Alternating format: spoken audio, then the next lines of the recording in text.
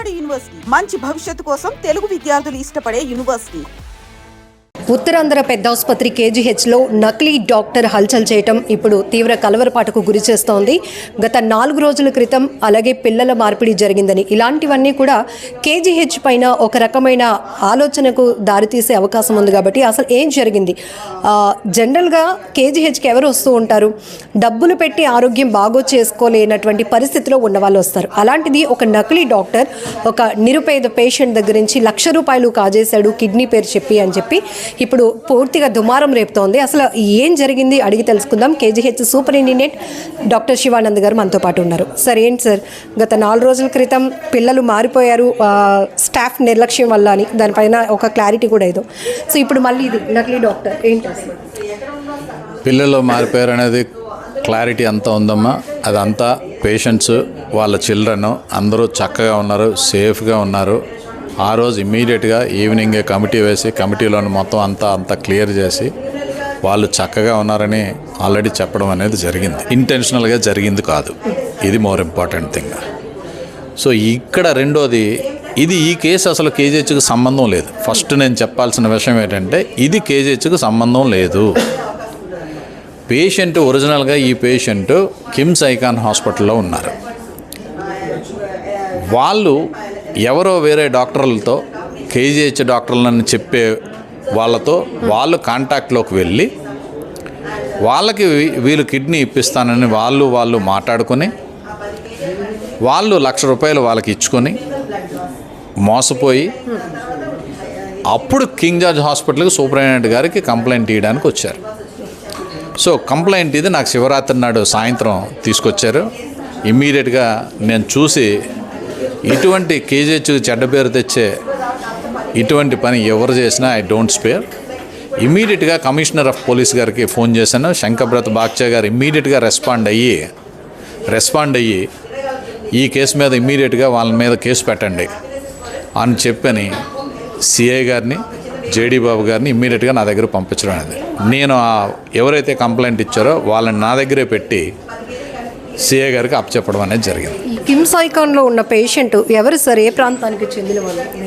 వాళ్ళు శ్రీకాకుళంకి సంబంధించిన వాళ్ళని చెప్పారమ్మా. వాళ్ళు శ్రీకాకుళం నుంచి వచ్చామని చెప్పారు. ఈ శ్రీకాకుళం నుంచి వచ్చి మేము ఇలా తిరుగుతున్నాము, బాబుకి కిడ్నీకి కోసం అని మేము వెతుకుతున్నాము అనేది కొన్ని రోజుల ముందు వాళ్ళ కిడ్నీ కావాలని పేపర్లో యాడ్ ఇచ్చారంట. ఆ పేపర్లో యాడ్ ఇచ్చేటప్పుడు వాళ్ళ నెంబర్లు కూడా అందులో పెట్టారు. పెట్టడం వల్ల ఏంటంటే ప్రాబబ్లీ ఆ యాడ్ చూసి వాళ్ళని ట్యాప్ చేసి ఈ రకమైన పని చేశారు.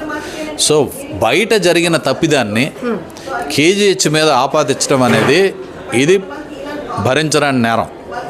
సో ఇటువంటి వ్యక్తులు ఎవరు చేసినా వాళ్ళని కంపల్సరీ శిక్షించాలని నేను సిపి గారిని కోరడం అనేది జరిగింది. సిపి గారు ఇమ్మీడియట్గా కేసు లాడ్జ్ చేసి వాళ్ళ మీద తక్షణమే చర్యలు తీసుకుంటానని చెప్పడం అనేది జరిగింది. సార్, కేజీహెచ్ పేరు వాడటంలో అంటే ఒక క్రెడిబిలిటీ పేషెంట్స్ నమ్ముతారనా లేకపోతే ఏమనుకోవచ్చు ఇక్కడ?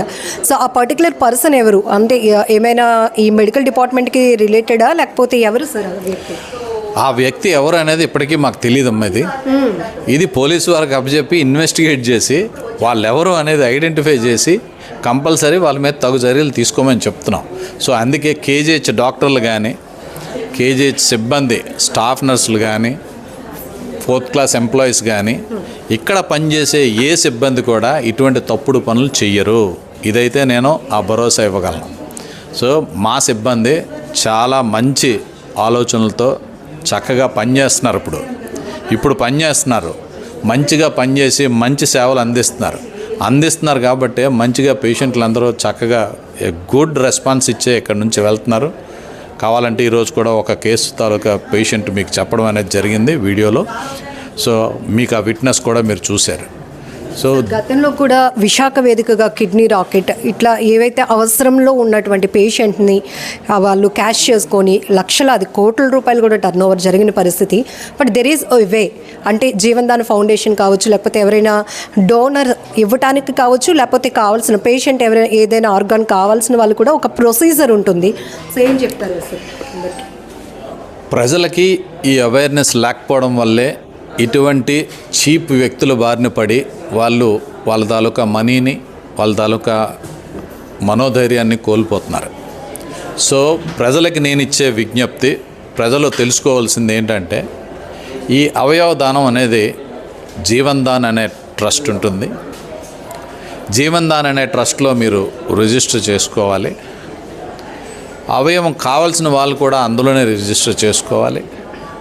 వీళ్ళు ఏ కిడ్నీ అయితే కిడ్నీ డాక్టర్ గారి దగ్గరికి, లివర్ అయితే లివర్ డాక్టర్ గారి దగ్గరికి, ఐ అయితే ఐ డాక్టర్ గారి దగ్గరికి, ఆ concerned doctor head of the డిపార్ట్మెంట్ని మాత్రమే మీరు కన్సల్ట్ చేయాలి.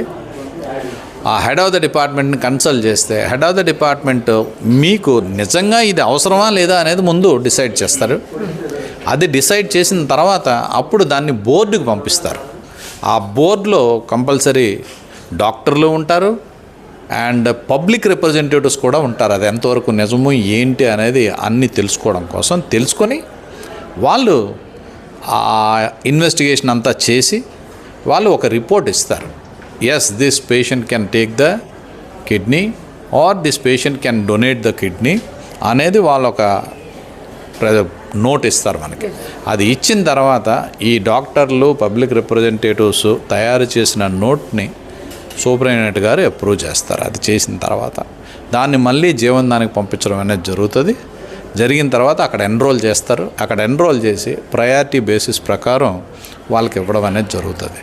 ఇంత పెద్ద ప్రక్రియ కన్స్ట్రక్టెడ్ నమ్మేసి వాళ్ళకి డబ్బులు ఇచ్చి మోసపోవడం అనేది ఇది ప్రజల తాలూకా అవగాహన లోపం. సో దయచేసి ప్రజలు ఈ విషయాన్ని క్లియర్గా తెలుసుకొని ఇటువంటి తప్పుడు పనులకి లోనై మీ యొక్క డబ్బుని, మీ యొక్క మనస్థైర్యాన్ని కోల్పోకుండా ఈ ప్రక్రియ ద్వారా మాత్రమే మీరు ఇవి చేయించుకుంటే మీకు హాయిగా మంచిగా అన్నీ చక్కగా జరుగుతాయి. ఇవన్నీ కింగ్ జార్జ్ హాస్పిటల్లో ఫ్రీగానే చేస్తాం. మేము ఇప్పుడు కిడ్నీ ట్రాన్స్ప్లాంట్లు కూడా చేస్తున్నాం. మీరందరూ హ్యాపీగా రిజిస్టర్ అయ్యే కేజీహెచ్లో కూడా మీరు కిడ్నీ ట్రాన్స్ప్లాంట్ చేయించుకోవచ్చు. పేషెంట్స్కి మంచి వైద్య సేవలు అందించడానికి డాక్టర్లు, సిబ్బంది నిరంతరం కేజీహెచ్లో డెడికేటెడ్గా ఉంటూనే ఉంటారు.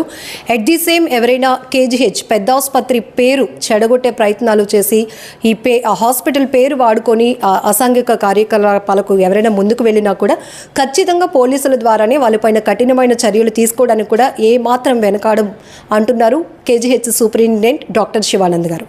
కెమెరా పర్సన్ శేఖర్తో లక్ష్మి, ఐ డ్రీమ్, వైజాగ్.